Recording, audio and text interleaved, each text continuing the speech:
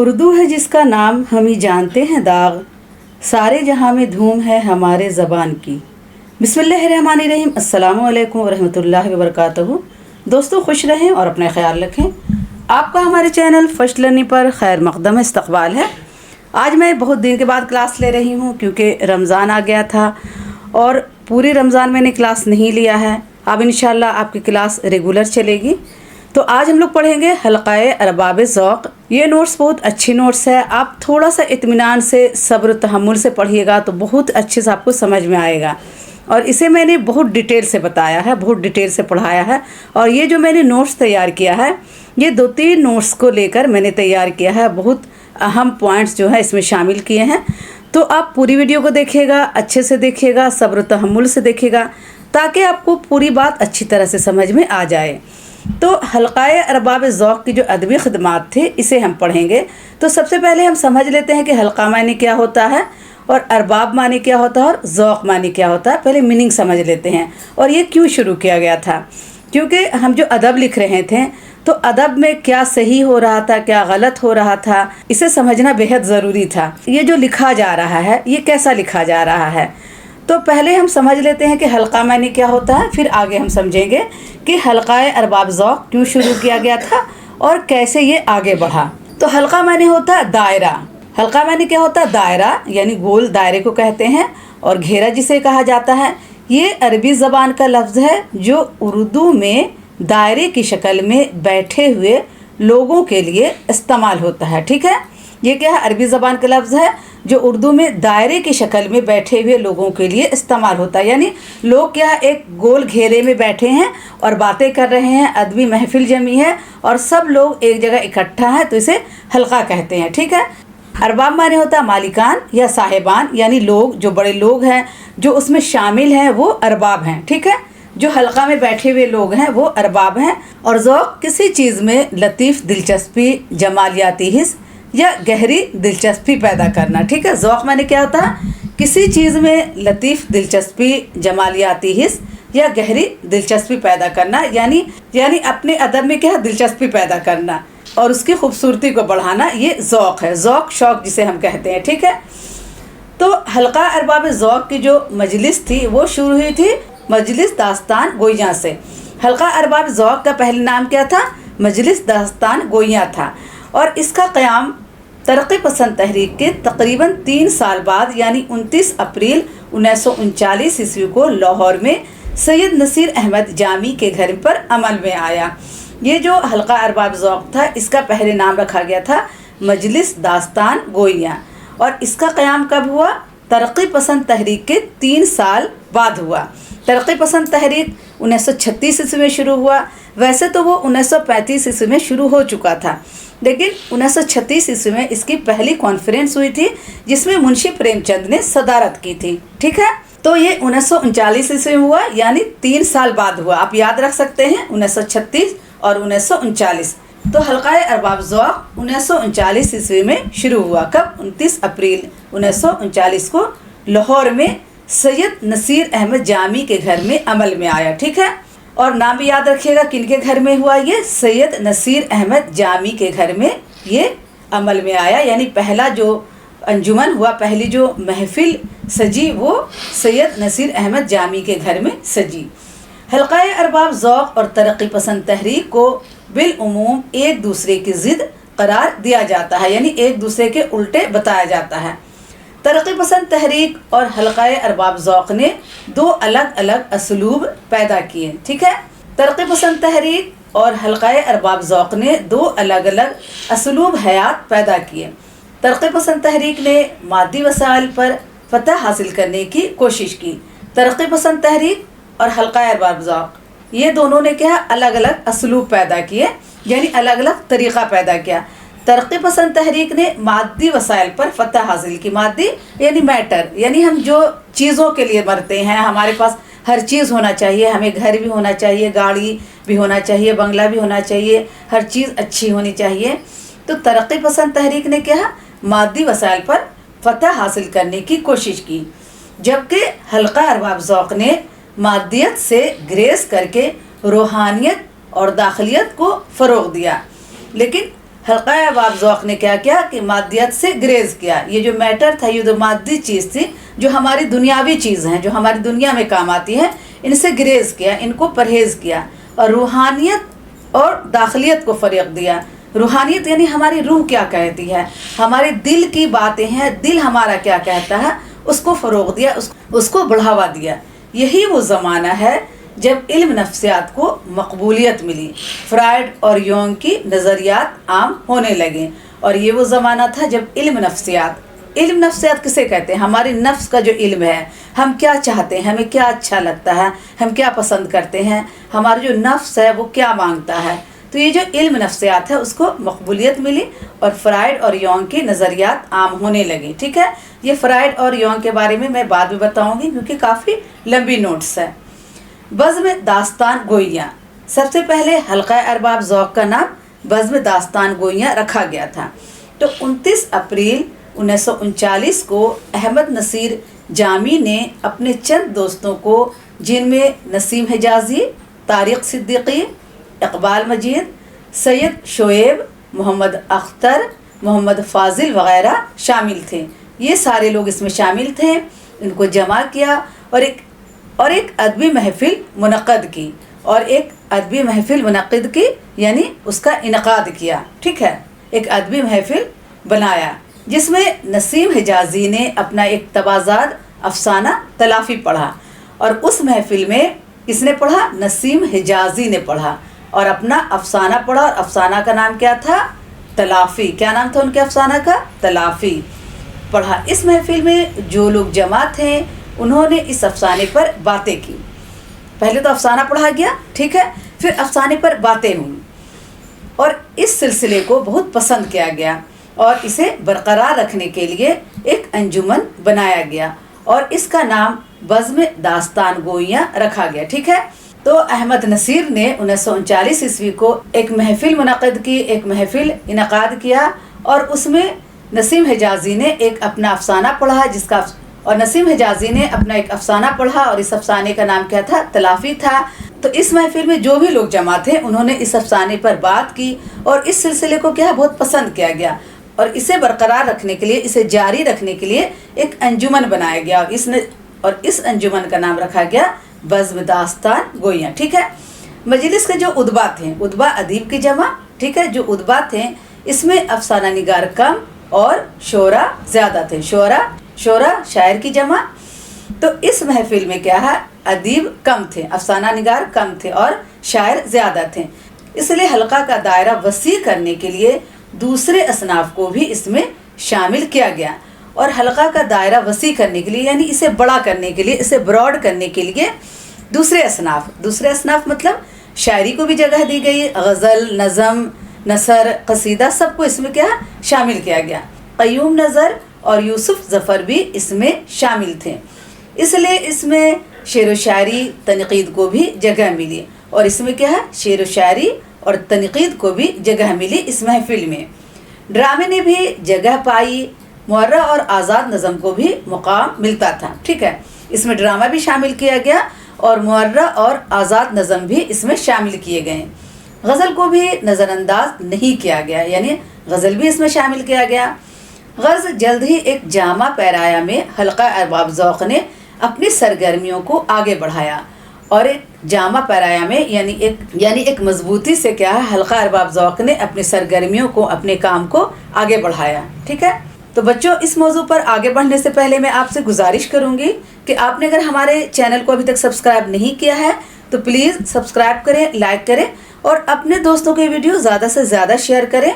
और अगर आप नेट की तैयारी कर रहे हैं, JRF की तैयारी कर रहे हैं या MA और BA में हैं तो ये नोट्स आपके लिए बहुत ही मुफीद है। ठीक है, आइए आगे पढ़ते हैं।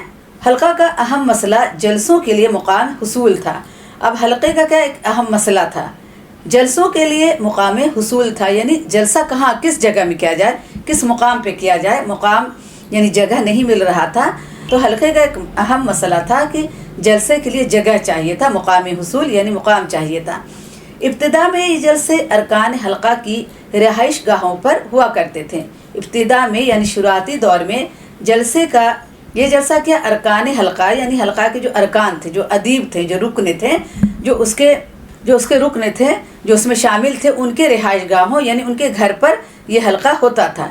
اس کی نوعیت تقریب ملاقات کی تھی، اور اس کی جو نوعیت تھی تقریب ملاقات کی تھی، یعنی سب لوگ ایک جگہ ملتے تھے، اور اس کی رعایت سے مجلس کی ملاقاتیں اور تقاریب شہر کے مختلف حصوں میں اراکین کے گھروں پر منعقد ہوتی تھیں۔ اور یہ جو جلسے تھے یہ کیا ہے، یہ مجلس اور ملاقاتیں کی تقاریب کہاں ہوتی تھی؟ مختلف حصوں میں اراکین کے گھر پر، جو رکن تھے، جو حصے دار تھے، جنہوں نے اس میں حصہ لیا تھا، ان کے گھر پر ہوتی تھی۔ چنانچہ پہلا جلسہ نصیر احمد جامی کے رہائش گاہ پر ہوا۔ پہلا جلسہ آپ جان رہے ہیں کہ کہاں ہوا؟ نصیر احمد جامی کے گھر پر ہوا تھا، ٹھیک ہے۔ پھر یہ جلسہ بدرالزماں کے دفتر پر ہوئے، اور پھر اس کے بعد کہاں ہوا؟ بدرالزماں کے دفتر پر ہوئے، جو امپورٹ ایکسپورٹ کا کاروبار کرتے تھے۔ اور کبھی میری شاہ میں واقع تابش صدیقی کے مکان پر ہوا۔ 1944 میں پھر یہ طے پایا کہ اب یہ جلسے YMC کے ہال میں ہوا کریں گے، اور آخر کار 1944 میں یہ طے پایا کہ یہ جلسے YMC کے ہال میں ہوا کریں گے، ٹھیک ہے۔ یاد رہے کہ حلقہ ارباب ذوق کا نام مجلس داستان گوئیاں تھا، ٹھیک ہے۔ آپ کو یاد ہے کہ حلقہ ارباب ذوق کا جو شروع میں نام تھا وہ کیا تھا؟ مجلس داستان گوئیاں تھا، کیونکہ پہلی بار اس میں افسانہ پڑھا گیا تھا، اور افسانہ کس نے پڑھا تھا؟ نسیم حجازی نے پڑھا تھا، اور افسانے کا نام کیا تھا؟ تلافی تھا، ٹھیک ہے۔ حلقہ ارباب ذوق کی ابتدائی 9 نشست مجلس داستان گوئیاں کے نام کے تحت ہی منعقد ہوئی تھی۔ اس کی جو 9 نشست تھی، یعنی 9 محفل، 9 مجلس، حلقہ جو اس کی جو 9 محفل تھی، 9 جو نشست تھی، وہ مجلس داستان گویا کے نام سے ہوئی تھی، ٹھیک ہے۔ 2 ستمبر 1939 کو منعقد ہونے والے 10ویں جلسے میں مجلس داستان گویا کا نام تبدیل کر کے حلقہ ارباب ذوق حفیظ ہوشیاری پوری کی تجویز پر رکھا گیا۔ 9 نشست جو 9 محفل جو کیا ہے 9 محفل جو کیا ہے مجلس داستان گویا کے نام سے ہوئی، اور 10ویں محفل جو ہوئی تو 2 ستمبر 1939 کو منعقد ہونے والے 10ویں جلسے میں مجلس داستان گویا کا نام تبدیل کر کے حلقہ ارباب ذوق رکھا گیا۔ حفیظ ہوشیار پوری کی تجویز پر اس کا نام کیا رکھا گیا؟ حلقہ ارباب ذوق رکھا گیا، ٹھیک ہے۔ قیوم نظر حلقے کے مقصد بیان کرتے اور کہتے ہیں، اردو زبان کی ترجیح و اشاعت۔ حلقے کا مقصد کیا تھا؟ حلقے کا مقصد یہ تھا کہ اردو زبان کی ترجیح و اشاعت، یعنی اس کی ترجیح کی جائے، اس کو آگے بڑھایا جائے، اس کو صحیح کیا جائے، اور اس کی اشاعت کی جائے، ٹھیک ہے۔ اشاعت یعنی اس کو کتاب کی شکل میں چھاپا جائے، اس کو سب جگہ پھیلایا جائے، ٹھیک ہے۔ اردو لکھنے والوں کے حقوق کی حفاظت۔ دوسرا کیا تھا؟ جو اردو لکھ رہے ہیں ان کے حقوق کی حفاظت، اور نوجوان لکھنے والوں کے حقوق کی حفاظت۔ تنقید ادب میں خلوص اور بے تکلف پیدا کرنا۔ جو ہمارا تنقید ادب ہے، جو ہم تنقید کرتے ہیں، تو اس میں ہمیں کیا خلوص اور بے تکلف پیدا کرنا ہوگا۔ اردو ادب اور صحافت کے ناسازگار ماحول کو صاف کرنا۔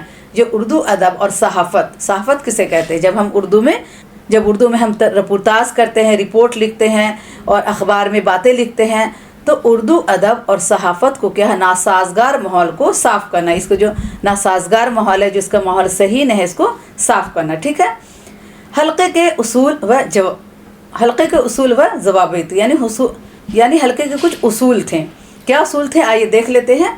ڈاکٹر محمد باقر نے بھی حلقہ ارباب ذوق کے طریقہ کار پر جو روشنی ڈالی ہے، وہ کہتے ہیں حلقہ ارباب ذوق کا کوئی صدر نہیں ہوگا۔ پہلا کیا ہے کہ حلقہ ارباب ذوق کا کوئی صدر نہیں ہوگا۔ حلقہ ارباب ذوق کا صرف ایک سیکریٹری ہوگا، ٹھیک ہے۔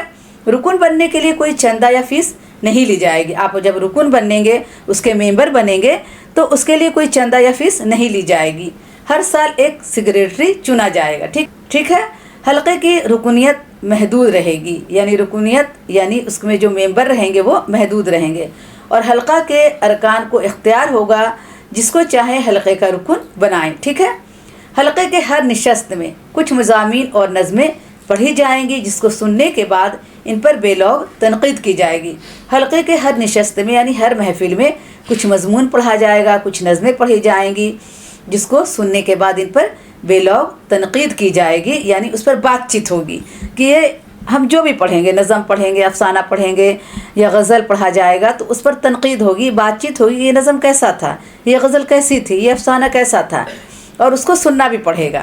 جو لکھنے والے ہیں وہ سنائیں گے اور لوگ اس پر تنقید کریں گے اور آپ کو خوش دلی سے سننا ہے کہ آپ کا مضمون کیسا تھا، ٹھیک ہے۔ حلقے کی کارروائی کا حتی الامکان مشتہر نہیں کیا جائے گا، یعنی حلقے کی جو کارروائی ہوگی اس کو مشتہر نہیں کیا جائے گا، یعنی نہیں پھیلایا جائے گا۔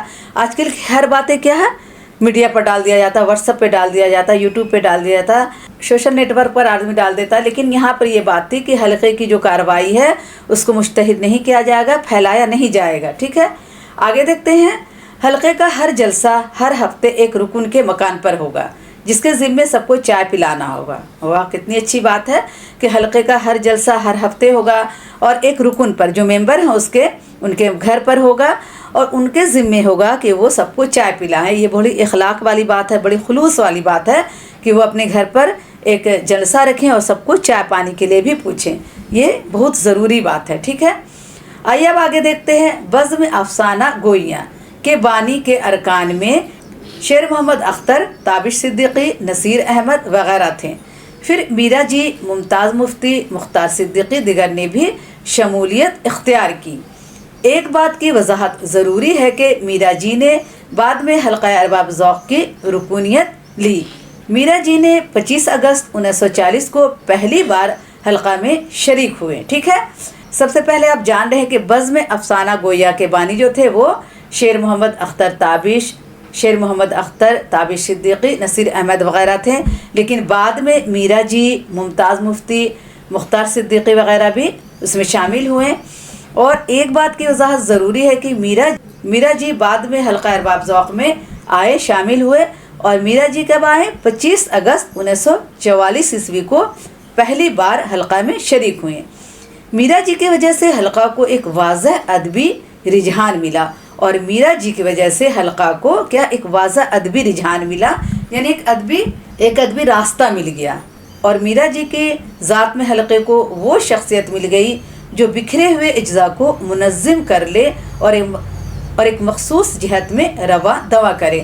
اور میرا جی کے ذات میں حلقے کو کیا ایک مضبوط شخصیت مل گئی، ٹھیک ہے، جو کیا ہے بکھرے ہوئے اجزاء کو، جو اجزاء بکھرے ہوئے تھے، اجزاء کسے کہتے ہیں؟ ٹکڑے کو، یعنی ٹکڑے ٹکڑے میں یہ بکھرے ہوئے تھے، اس کو منظم کر کے، منظم یعنی نظم کر کے، نظم یعنی نظم معنی ہوتا ترتیب دینا، یعنی اسے آراستہ کرنا، اسے سجانا۔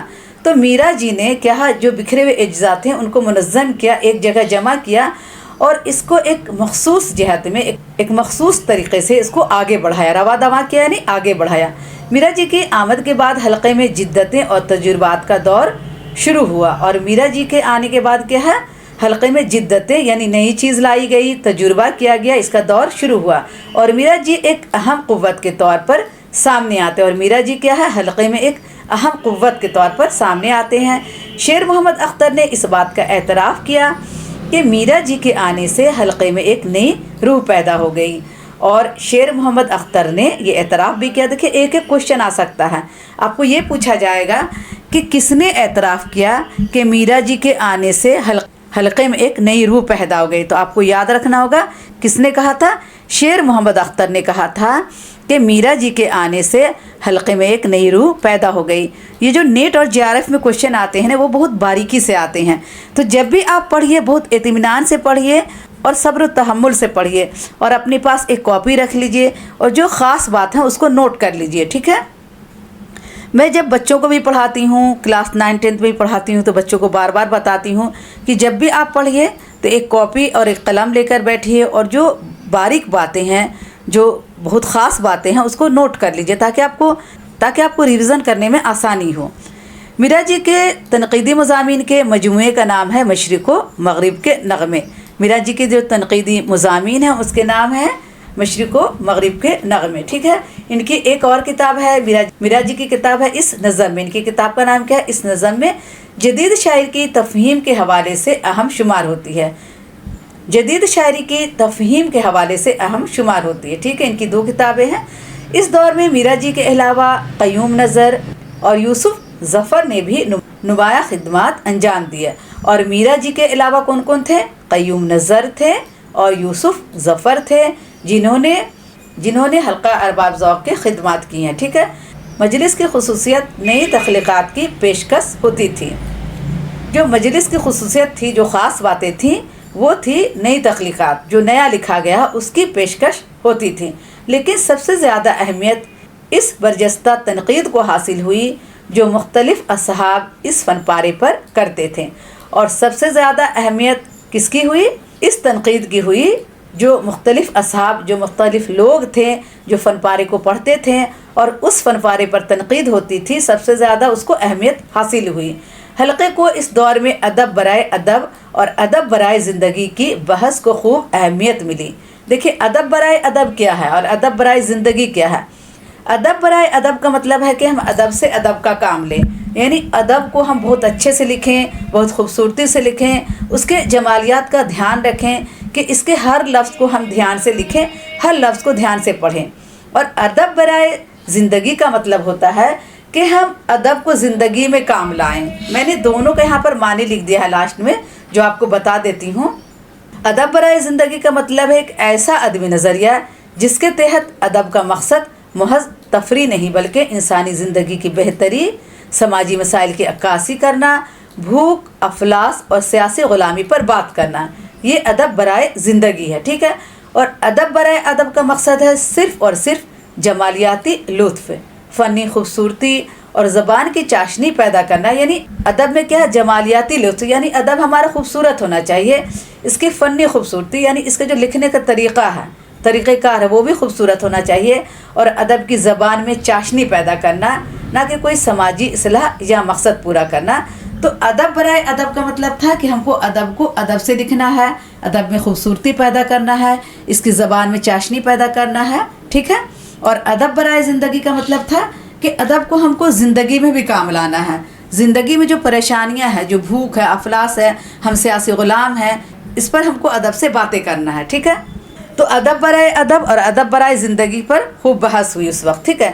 اس بڑے زمن میں متعدد مباحث زیر بحث آئے، جس میں ادب اور جمالیات، اظہار یا ابلاغ، جذبہ اور خیال کی اہمیت، ادب اور صحافت، ادب اور پروپیگنڈا، جبلت مرگ، شاعری میں ایہام کا مسئلہ اور جدید شاعری اور نفسیات وغیرہ کو اہمیت حاصل ہوئی۔ اس وقت جب ادب برائے ادب اور ادب برائے زندگی پر بحث ہو رہے تھے تو اس کے بعد بھی بہت سارے ٹاپک آئے، جیسے اظہار یا ابلاغ، جذبہ اور خیال، ادب اور صحافت، ادب اور پروپیگنڈا، جبلت مرگ، یہ سب باتیں بھی سامنے آئی اور ان سب ٹاپک پر بھی بہت بات ہوئی، ٹھیک ہے۔ حلقہ ارباب ذوق نے صرف ادبی اجتماعات ہی کا انعقاد نہیں کیا۔ انعقاد یعنی منعقد کی جمع، یعنی کسی چیز کو منعقد کرنا، کسی چیز کو وہاں پر لانا، ٹھیک ہے۔